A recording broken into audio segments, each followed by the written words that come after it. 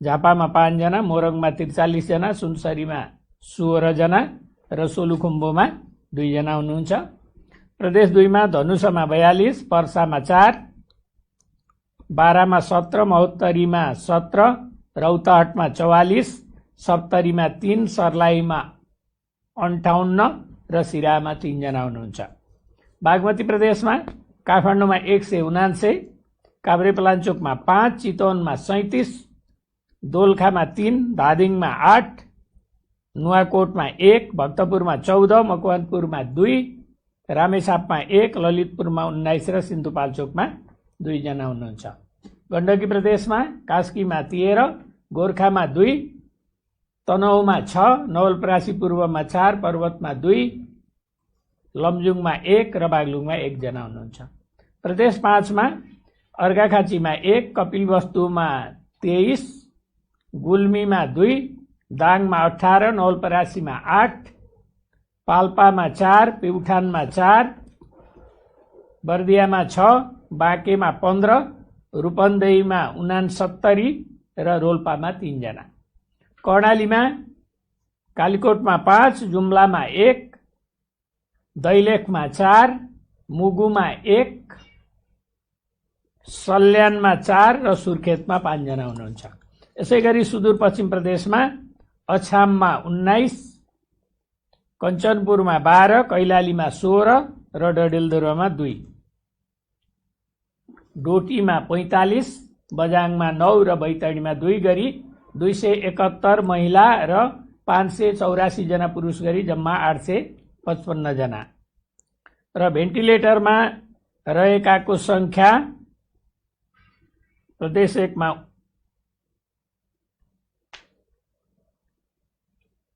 यसमा चाहिँ काठमाडौँमा बागमतीमा 15, जिल्लागत 500 भन्दा माथि उपचारमा रहेका संक्रमितहरूको संख्या चाहिँ भएका जिल्लाहरूमा मोरङ, पर्सा, बारा, महोत्तरी, रौतहट, सर्लाही र काठमाडौँ 7 जिल्ला छन्। संक्रमितहरू शून्य भएका जिल्ला 2 छन्, मुस्ताङ र हुम्ला।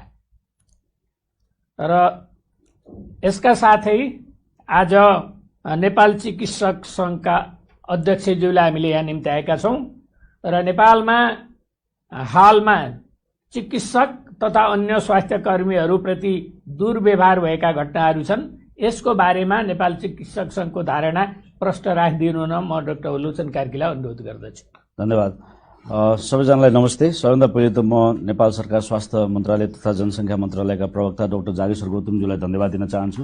मेडिकल एसोसिएसनलाई यो मौका दिनुभएकोमा म सङ्घको तर्फबाट र मेरो व्यक्तिगत तर्फबाट धन्यवाद दिन चाहन्छु।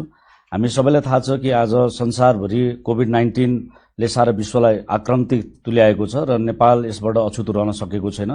नेपालमा पनि दिन प्रतिदिन संक्रमितको संख्या बढ्दै गएको र मृत्युदर पनि बढ्दै गएको हामीलाई थाहा छ र यही क्रममा विभिन्न ठाउँहरूमा काठमाडौँ निषेधाज्ञामा छ, मुलुकका विभिन्न ठाउँहरूमा लकडाउनहरू गरिएको छ र हामी सबैजना एकसाथ यो लडाईँमा को विरुद्धमा लडिरहेको हामी सबैलाई थाहा छ। र यसै क्रममा नेपालका चिकित्सकहरू, स्वास्थ्य कर्मीहरू पनि आफ्नो जीवनलाई दाउमा राखेर आफ्नो परिवारको वास्ता नगरिकन सीमित स्रोत साधनमा भोकै प्यासै अनवरत रूपमा यो लडाईँको विरुद्धमा लडिरहेका छन्। र अहिले हाम्रा नेपालमा हामी सबैजना भनौँ न अरू व्यक्तिहरू चाहिँ सुरक्षित रूपमा आफ्नो घरमा बसिरहँदाखेरि चाहिँ हाम्रा साथीभाइहरू, हामी चिकित्सकहरू, स्वास्थ्य कर्मीहरू हाम्रा थुप्रै आफ्नै गुनासाहरू हुँदाहुँदै पनि, समस्याहरू हुँदाहुँदै पनि हामी भोक प्यास नभनिकन, परिवार नभनिकन, दिनरात नभनिकन यो कोभिड-19 को विरुद्धमा अग्रपन्थीमा लडिरहेको सबैलाई थाहा नै छ। र यो लडाईँमा हामी सम्पूर्ण दाजुभाइ तथा दिदीबहिनीहरूबाट सबैको साथको अपेक्षा गर्दछौँ। साथ दिनुभएकोमा धन्यवाद पनि भन्न चाहन्छु मेडिकल एसोसिएसनको तर्फबाट र अझ यो हौसलालाई बढाइदिनुहुन्छ भन्ने हामीले अपेक्षा राखेका छौँ। तर यो भन्दाखेरि पनि विभिन्न ठाउँमा विभिन्न बेलामा कता कता चिकित्सकहरू, स्वास्थ्य कर्मीहरूप्रति गरिने व्यवहारहरू, दुर्व्यवहारहरू, हातपात हुने, गाली गलौज गर्ने, यो कुराहरू विभिन्न ठाउँमा, यी काठमाडौँ जस्तो नेपालको क्यापिटल सिटी जस्तो ठाउँमा, त्यसको पनि मिड बानेश्वर जस्तो ठाउँमा 2-4 दिन अगाडिको घटना होस्, वीरगञ्जको घटना होस्, चितवनमा एउटा चिकित्सकको घरको बाहिर यो संक्रमितको घर हो भनेर टाँस्ने कुराहरू हुन्। यस्ता घटनाहरू विभिन्न ठाउँहरूमा भइरहेको घटनाहरू, घरपेटीले छिर्न नदिएको घटना अथवा छरछिमेकीहरूले हेर्ने दृष्टिकोण, होटलमा क्वारेन्टाइनमा जाँदा सजिलै नपाउने, यस्ता खालका घटनाहरूले हाम्रो मनोबल बढाउने भन्दा पनि घटाउने काम गर्छ भन्ने कुरा हामी हजुरहरूको समक्ष पनि राख्न चाहन्छौँ र हामी अपेक्षा राख्दछौँ कि यस्ता घटनाहरू नहुन् र यस्ता घटनाहरूले यो घटनाहरू गर्नुको सट्टा हामीलाई मनोबल बढाउने कामहरू गरिदियोस् जस्तो हामीलाई लाग्छ। मलाई लाग्छ हामीले बुझाउनु मेडिकल एसोसिएसनको तर्फबाट पनि के हुन त स्वास्थ्य मन्त्रालयले पटक पटक बुझाइराखेकै कुरा हो, तर पनि म थप मेडिकल एसोसिएसन तर्फबाट पनि के बुझाउन चाहन्छु भनेदेखि कोभिड-19 भन्ने यो रोग भन्ने कुरा सर्नको लागि चाहिँ जन स्वास्थ्यका मापदण्डहरू अपनायो भने यो सर्दैन। हामीले भनौँ न कुनै पनि व्यक्तिबाट 3 फिटभन्दा टाढा छौँ, मास्क लगाएका छौँ, के भन्छ कुराकानी गर्दा दुवैजनाले मास्क लगाएर यी दूरीहरू मेन्टेन गरेका छौँ भने यो रोग सजिलै सर्दैन। र हाम्रा कति साथीहरू इभन संक्रमितहरू आफ्नो होम आइसोलेसनमा बसेर पनि ठिक भएर पनि निस्किसक्नु भएको छ। एउटै घरमा बेग्लै कोठामा सुरक्षित तवरबाट बस्दाखेरि पनि सुरक्षित भएर ठिक भएर निस्किनु भएको छ र अरू संक्रमित हुनुभएको छैन भने त छरछिमेकीलाई त्यो रोग सर्ने कुनै डरै हुँदैन, बाटोमा हिँड्ने मान्छेलाई त यो सर्ने डरै हुँदैन। त्यस कारणले गर्दाखेरि कोही संक्रमित आफ्नो घरमा सुरक्षित तरिकाले बसिरहेको छ, चाहे त्यो स्वास्थ्यकर्मी होस्, चिकित्सक होस् या अरू कोही व्यक्तिहरू सुरक्षित वातावरण बनाएर आफू बसिरहेको छ भने पल्लोपट्टिको बारदलीले डराउनु पर्ने आवश्यकता छैन। पल्लोपट्टिको घरको अगाडिपट्टिको बाटोमा हुने पर्ने मान्छेलाई डराउनु पर्ने पटक्कै कुरा किन छैन भने यो भाइरस एउटा निश्चित डिस्टेन्स भन्दा टाढा जानेवाला छैन। त्यसकारणले हामीले जनस्वास्थ्यको मापदण्ड लगाउने बित्तिकै, हामीले त्यसलाई अपनाउने बित्तिकै, मास्क लगाउने, डिस्टेन्स गर्ने, हात ह्यान्ड वासिङ गर्ने बित्तिकै यो रोग हामीलाई सर्दैन। त्यसकारणले हामीले जुन तरिकाले यसलाई छिछि दूर गर्ने तरिकाले हेरिएको छ त्यो वास्तवमा हामीले बुझेर गरेको या नबुझेर गरेको, हामीले यसलाई राम्रोसँग बुझ्यौँ भने सायद हामीमा यो गर्न परिवर्तन, हाम्रो छिछि दूर गर्ने परिवर्तन पनि आउँछ जस्तो लाग्छ। र अर्को कुरा बुझ्नुपर्ने कुरा के हो भने यो रोग लाग्नु भनेको कुनै क्राइम होइन। यो रोग फेरि जसलाई पनि हुनसक्छ। आज जसले छिछि दूर गरिरहेछ भोलि उसलाई पनि हुनसक्छ र उसलाई भयो भने फेरि जानुपर्ने त्यही अस्पताल हो, भेट्नुपर्ने त्यही स्वास्थ्यकर्मीहरू नै हुन् र स्वास्थ्यकर्मीहरू भोलि त्यहाँ भइदिएनन् भनेदेखि फेरि यसको रोगको भयावह स्थिति हुनसक्छ। त्यस कारणले गर्दाखेरि एउटा बिरामी ठिक, जीवन सबैको बराबर हो, एउटा बिरामी ठिक भएर आउँदाखेरि राम्रो कुरा हो, तर सँगसँगै एउटा चिकित्सक अथवा स्वास्थ्यकर्मी ठिक भएर आउँदाखेरि त उसले अझ कति धेरैजनालाई ठिक पार्न सक्छ। त्यस कारणले पनि हामीले आजको दिनमा हाम्रो स्वास्थ्यकर्मी चिकित्सकहरू यसै पनि हामीसँग सीमित के भन्छ स्वास्थ्यकर्मी जनशक्तिहरू भएको कारणले गर्दा यिनीहरूलाई जोगाइराख्नु, यिनीहरूको मनोबल बढाउनु जरुरी छ। र यो रोगले यो तेरो, यो त, म, यो धनी गरिब, यो जातपात हेर्दैन। हामीले विदेशमा पनि हेरौँ, स्वदेशमा पनि हेरौँ भने ठुला मान्छे, विभिन्न देशका प्रधानमन्त्री हुन्, उच्च सेलिब्रिटी हुन्, विभिन्न तह र तबकाका मान्छेलाई पनि यसले छोड्दैन। त्यस कारणले गर्दा यो रोग मलाई लाग्दैन भन्ने हिसाबले अरूलाई चाहिँ छिछि दूर गर्ने कामहरू, यो कामहरू नगरौँ। र यसको लागि चाहिँ सम्पूर्ण हामी सबैजना एक किताबमा आएर हामीले उभिनुपर्छ। हामीले यो व्यवहार गर्यौँ भने यसले अर्को पाटो के छ भनेदेखि भोलि मान्छे डराएर आफ्नो टेस्टमा आफ्नो परिचय लुकाउने काम गर्छन्, अथवा टेस्ट दिन जानबाट डराउँछन्, अथवा कन्ट्याक्ट ट्रेसिङमा आइदिँदैनन्। यो भएपछि त के भयो भने पोजिटिभ भएका मानिसहरूलाई पनि हामीले पत्ता लगाउन गाह्रो हुन्छ, हामीलाई ट्रेस गर्न गाह्रो हुन्छ। र पोजिटिभ भएका मान्छेले आफ्नो आइडेन्टिटी, मेरो परिवारलाई के भन्लान् अथवा मलाई कस्तो व्यवहार गर्लान् भन्ने हिसाबले आफ्नो आइडेन्टिटी लुकाइदिए, आफ्नो कन्ट्याक्ट ट्रेसिङहरूमा गाह्रो हुने सिचुएसन लिएर आइदियो भने यो रोग हामीलाई रोक्न झन् गाह्रो हुन्छ। यो रोग झन् भुसको आगो जस्तो भित्रभित्र सल्किरहेको हुन्छ र हामीले यसलाई रोक्न गाह्रो हुन्छ। र म के पनि अपिल गर्न चाहन्छु भने यस्ता घटनाहरू घट्यो भने नेपालमा कानुन पनि छ, हेल्थ प्रोफेसनल प्रोटेक्सन एक्ट भन्ने स्वास्थ्यकर्मी तथा स्वास्थ्य संस्थाको सुरक्षा सम्बन्धी ऐन 2066 पनि छ र नेपाल सरकारको मन्त्री परिषदको चैत्र 22 गते स्वास्थ्यकर्मी तथा स्वास्थ्य संस्थाहरूमा यो कोभिडको बाधा अर्चन गर्नेहरूलाई, सुरक्षाकर्मीहरूलाई बाधा अर्चन गरी सरह गरिनेछ भन्ने कुराहरू पनि निर्णय भएको छ।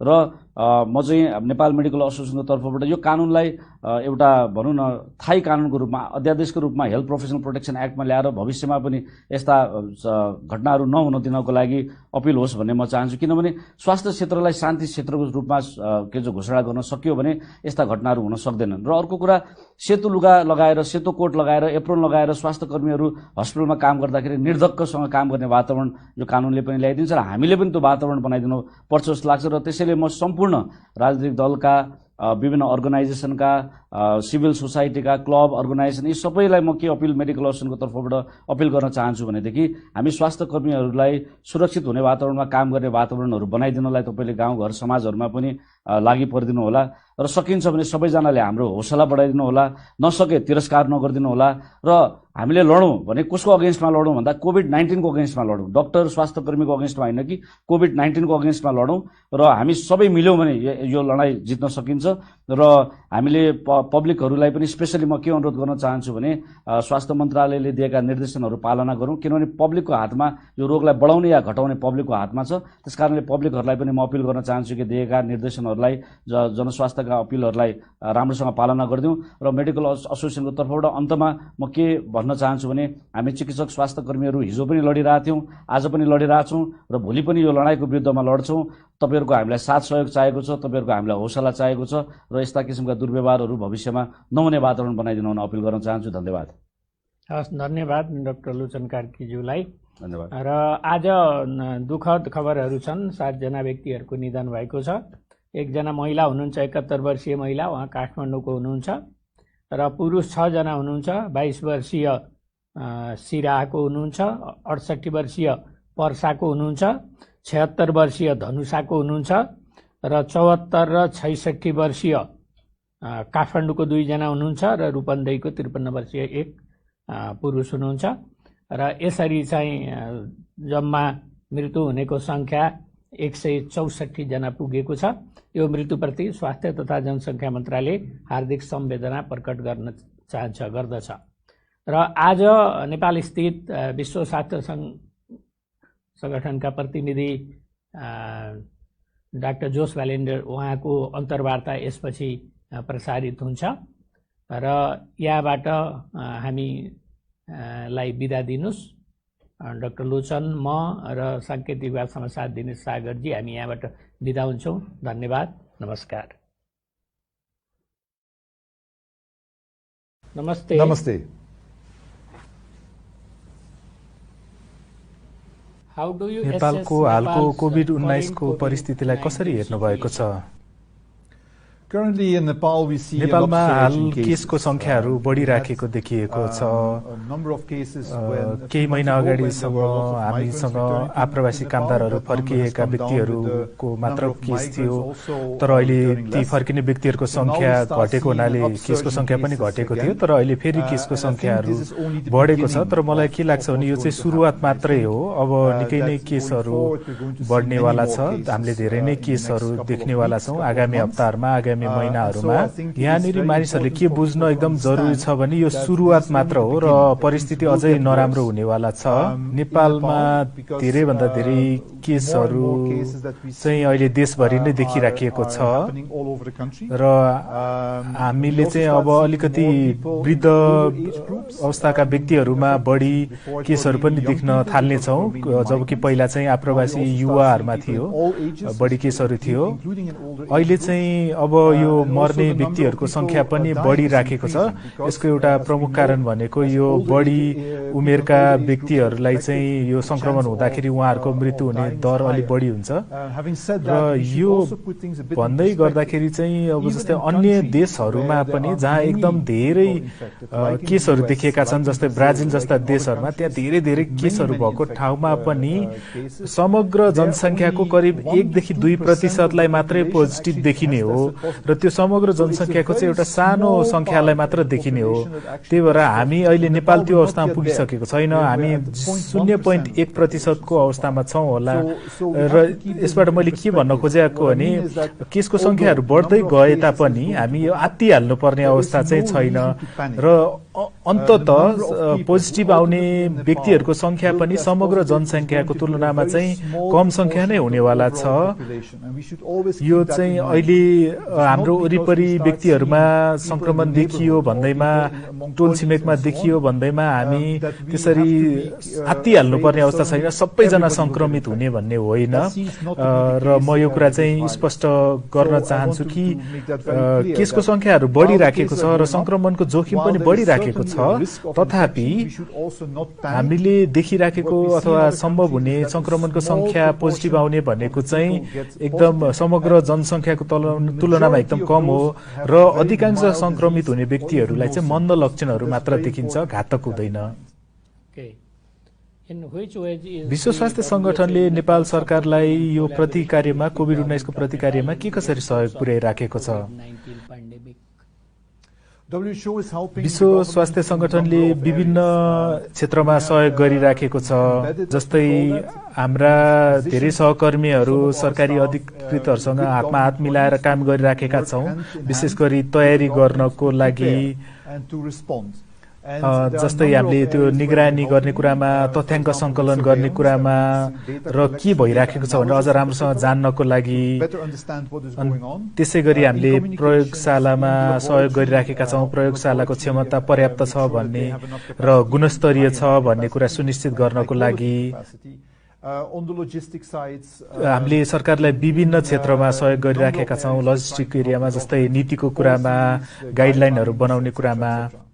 अर्को कुरा चाहिँ हामीले काठमाडौँमा सरकारसँग मात्र नभएर विभिन्न प्रादेशिक सरकारहरूसँग पनि काम गरिराखेका छौँ कोभिड-19 को प्रतिकार्यको लागि।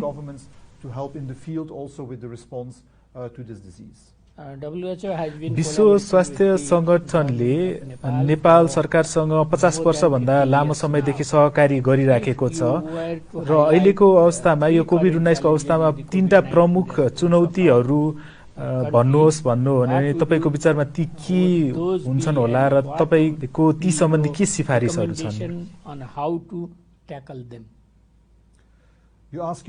तपाईले मलाई 3टा मुख्य मुद्दाहरू सोधिराख्नु भएको छ कोभिड-19 को प्रतिकार्यको सन्दर्भमा। यसमा चाहिँ पहिलो मुद्दा भनेको हाम्रो संघीयताको मुद्दा हो। नेपालले संघीयतामा जाने निर्णय गरेको छ र यो चाहिँ अहिले कार्यान्वयनको प्रक्रियामा छ र हामीसँग विभिन्न तहका सरकारहरू छन् र यी विभिन्न तहका सरकारहरू बीचको सहकार्य चाहिँ एकदम महत्त्वपूर्ण हुन्छ, विशेष गरी यो कोभिड-19 को प्रतिकार्यको लागि। र यस प्रकारको महामारी, यस प्रकारको प्रकोपलाई चाहिँ राष्ट्रिय सरकारले मात्र सम्बोधन गर्न सक्दैन। यसमा हरेक तहको सरकारले आफ्नो भूमिका खेल्नुपर्ने हुन्छ।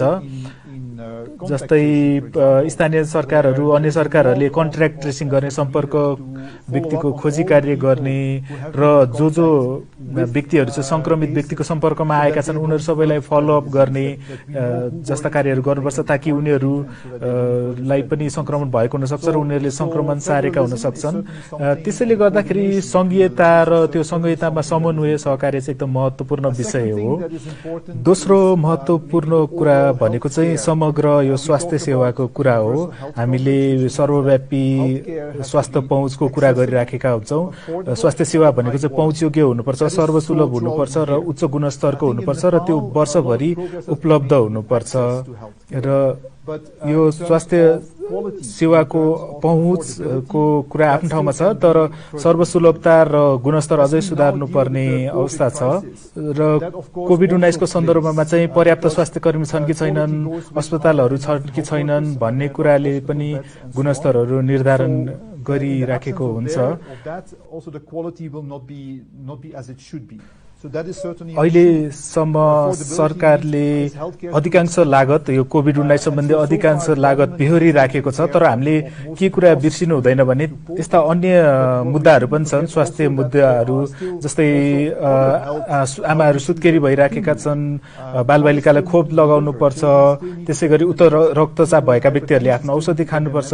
र यी अन्य सेवाहरू चाहिँ यो कोभिड-19 ले गर्दाखेरि चाहिँ ती अरू कुराहरू अलिक चुनौतीपूर्ण भएका छन् र ती अन्य व्यक्ति अन्य सेवाहरू चाहिँ पहुँचयोग्य छन् कि छैनन्, अफोर्डेबल छन् कि छैनन् भन्ने कुरा पनि हामीले हेर्न जरुरी हुन्छ। र यी कुराहरू भने चाहिँ समग्र स्वास्थ्य प्रणालीसँग जोडिएका कुराहरू हुन्। तेस्रो कुराहरू भनेको चाहिँ हाम्रो व्यवहार परिवर्तनको कुरा हो। हाम्रो व्यवहारले कोभिड कतिको फैलिन्छ भन्ने कुरा निर्धारण गर्छ। हामीले सामाजिक दूरी कायम गर्नुपर्छ, हाम्रो हात धुनुपर्छ, मास्क लगाउनुपर्छ र हामीले चाहिँ हाम्रो व्यवहार चाहिँ सजिलै परिवर्तन हुने चिज होइन, यो कुरा चाहिँ हामीले बुझ्नुपर्छ। जस्तै नसर्ने रोगहरू हुन्छन्, जस्तै धुम्रपान। जस्तै धुम्रपान भनेको फाइदाजनक कुरा होइन भन्ने सबैलाई थाहा छ, तर पनि मानिसहरूले चुरोट खान छोड्दैनन्। त्यसरी व्यवहार परिवर्तन गर्न गाह्रो हुन्छ। जसरी मानिसहरूलाई धुम्रपान छोड भन्दाखेरि उनीहरूले छोड्न मान्दैनन्, त्यसै गरी अब यो कोभिड-19 को लागि आवश्यक पर्ने सुरक्षाका उपायहरू अपनाउन, त्यो व्यवहारमा उतार्नु पनि अलिक गाह्रो हुन्छ। तसर्थ हामीले कसरी मानिसहरूको व्यवहार चाहिँ परिवर्तन गर्ने र उनीहरूले आफ्नो जीवन कसरी अझै सुरक्षित तरिकाले जिउन सक्छन् भन्ने सुनिश्चित गर्ने भन्ने कुरा चाहिँ महत्त्वपूर्ण हुन्छ।